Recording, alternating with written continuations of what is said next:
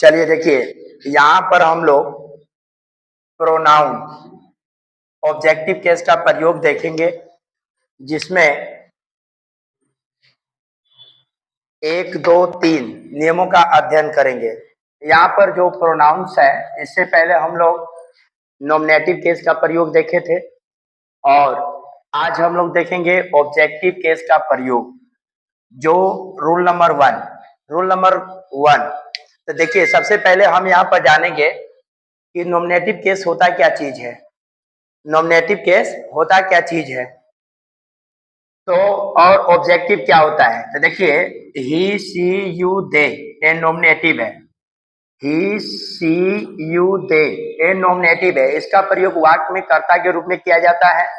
तो ही का हिम, सी का हर, यू का यू, दे का देम, वी का अस, ये जो हम लिखे हैं ये ऑब्जेक्ट है। ऑब्जेक्ट का मतलब कर्म।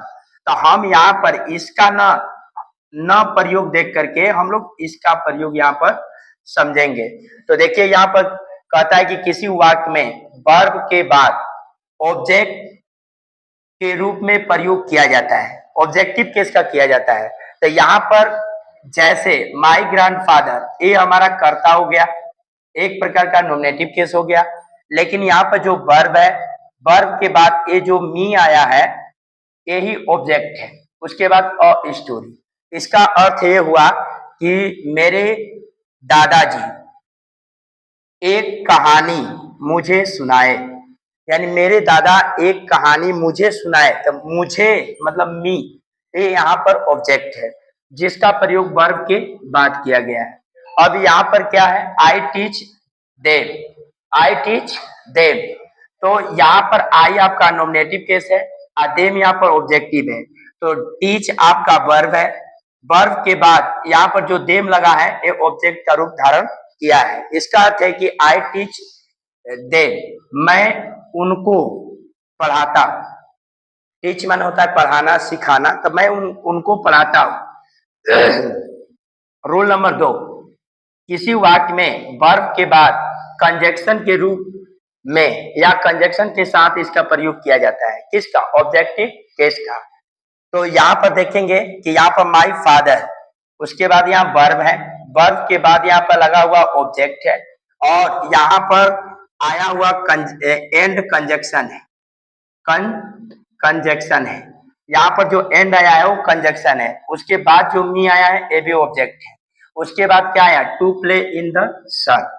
इसका अर्थ यह है कि माई फादर फॉरवेट, मेरे पिताजी, फॉरवेट मतलब होता है माना करना, आपको और मुझे टू प्ले यानी खेलने के लिए, क्या, सूर्य की रोशनी में खेलने के लिए माना किए। आगे वाला इसका उदाहरण है, the principal allowed her and me to take rest in the common room. अब देखिए, यहाँ पर सबसे पहले ये जो आई हुई वर्ब है, इस वर्ब के बाद जो आया हुआ हर और मी है, ये ऑब्जेक्ट का रूप धारण किया है, यानी ऑब्जेक्ट के रूप में प्रयोग हुआ है और कंजक्शन एंड दोनों को जोड़ रहा है। उसके बाद क्या है, to take rest in the common room. तो इसका अर्थ ये हुआ कि प्रिंसिपल का मतलब होता है प्रधानाचार्य, अलाउड मतलब अनुमति दिए, यानी प्रधानाचार्य अनुमति दिए, हर माने उसे और मुझे, टू टेक रेस्ट, टेक का मतलब वो लेना, रेस्ट का मतलब आराम, यानी आराम करने के लिए उन्होंने अनुमति दिया कॉमन रूम में कि आप आराम कर सकते हो। अगला रूल नंबर 3 है। अब किसी वाक्य में, ये 3 रूल कहता है कि किसी वाक्य में वर्ब के बाद यह ऑब्जेक्ट के रूप में होता है, लेकिन यह नॉमिनेटिव कंजक्शन के साथ किया जाता है। तो देखिए, यहाँ पर हर मदर, यहाँ पर आपको नहीं देखना है क्योंकि वर्ब के बाद क्या है, तो वर्ब यहाँ पर ये लगा है। अब इसके बाद यार रमन आया है, रमन। तो रमन यहाँ पर नॉमिनेटिव है, किसी बंदा का नाम आ जाता है तो क्या होता है, नॉमिनेटिव, लेकिन यहाँ पर क्रिया के बाद है इसलिए ऑब्जेक्ट रूप धारण किया है। उसके बाद अगला आया है मी, ये दोनों के बीच में जो एंड आया है एक कंजक्शन लगा है, एक कंजक्शन का स्थान लगा है। और उसके बाद क्या है, लंच। अच्छा, एक बात और ध्यान देना है कि क्रिया से पहले टू लग गया तो इन्फिनिटिव वर्ब होता है, यानी इन्फिनिटिव। और टू के बाद वर्ब आता है तो V1 में होता है, यानी वर्ब के पहले टू लग गया तो इसको कहते हैं इन्फिनिटी। इसके बराबर वर्ब हमेशा फर्स्ट रूप में होती है। तो इस तरह से हम लोग 1 2 3 तीन नियम का अध्ययन ऑब्जेक्टिव केस का किए, जो कि इन 3 नियमों से ऑब्जेक्टिव केस का प्रयोग समाप्त होता है। अब आगे हम दूसरा पोसेसिव प्रोनाउन के प्रयोग के नियम को समझेंगे।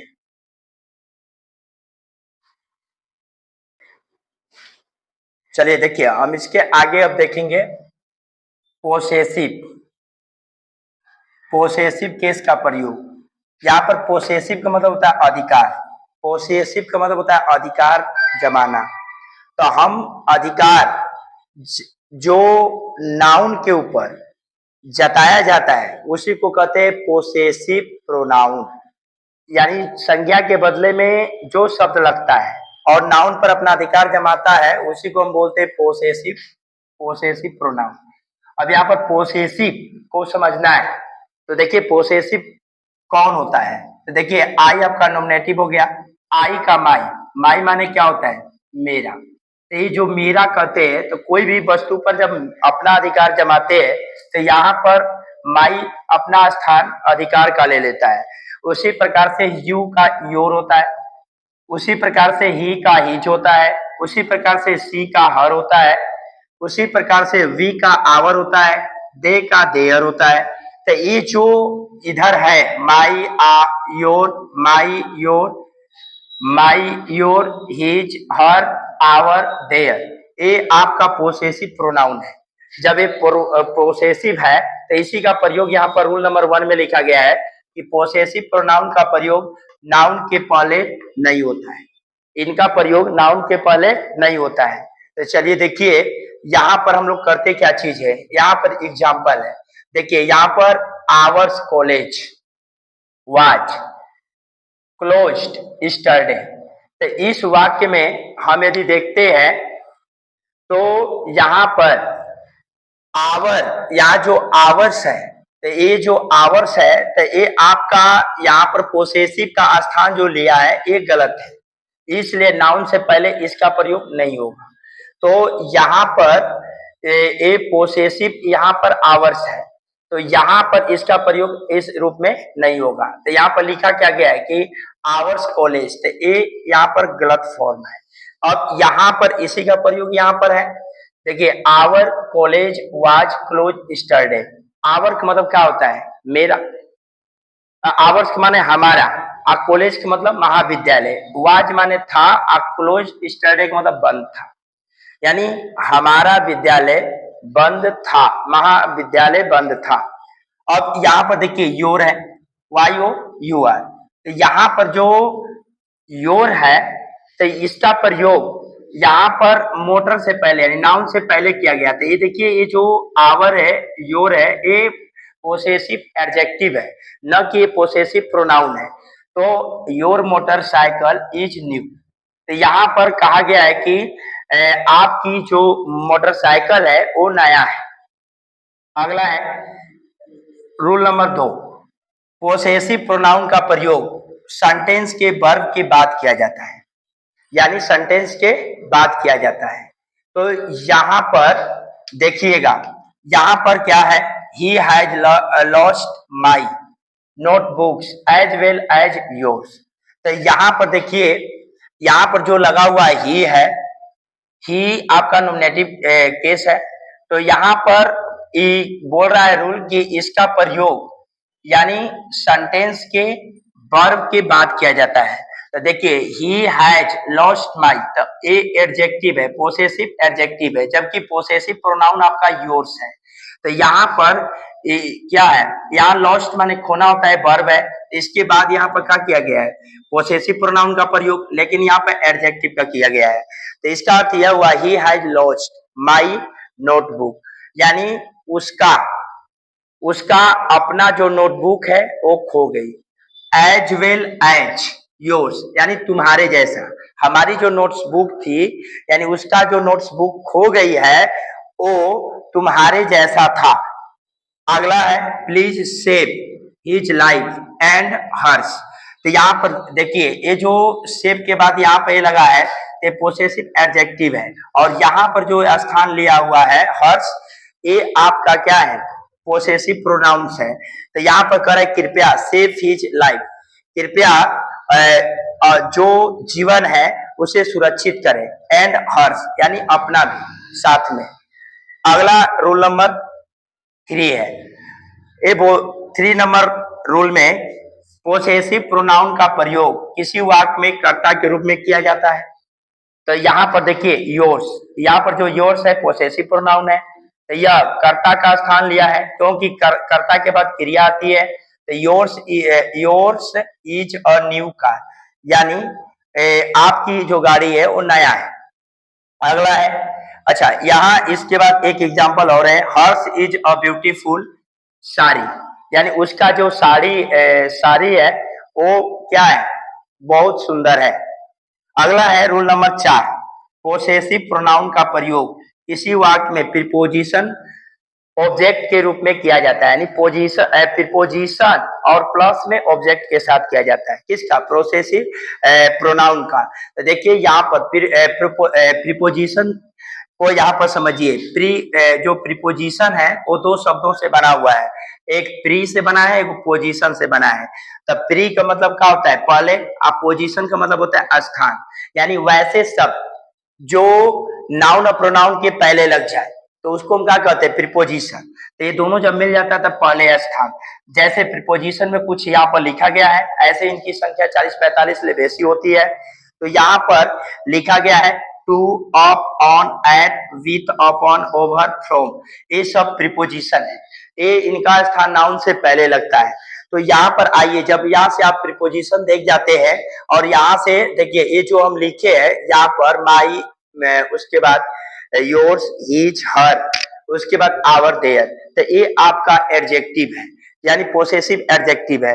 तो अब यहाँ पर हम जब यहाँ पर समझ लिए आपको प्रीपोजिशन, तब इनका स्थान हम इस रूल में देखेंगे। तो यहाँ पर I prefer your company to Harsh, तो देखिए यहाँ पर जो लगा टू है क्या है, आपका प्रीपोजिशन है, हर्ष जो आया है वो पोसेसिव प्रोनाउन है। उसी प्रकार से यहाँ है your problem is difficult from mind, तो यहाँ पर माइंड क्या हो, पोसेसिव प्रोनाउन है, अब फ्रॉम क्या है, प्रीपोजिशन। इस तरह से हम लोग इन 4 नियमों को यहाँ पर अच्छे तरीका से समझे।